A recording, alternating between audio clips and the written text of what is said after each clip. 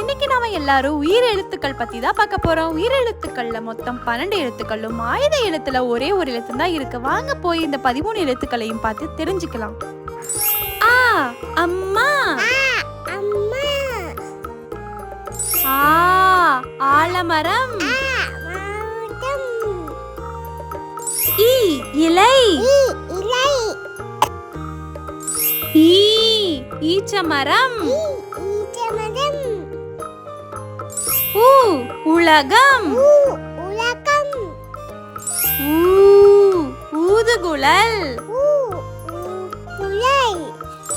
ஏ எரிமலை, ஏ ஏலக்காய், ஐ ஐயம்,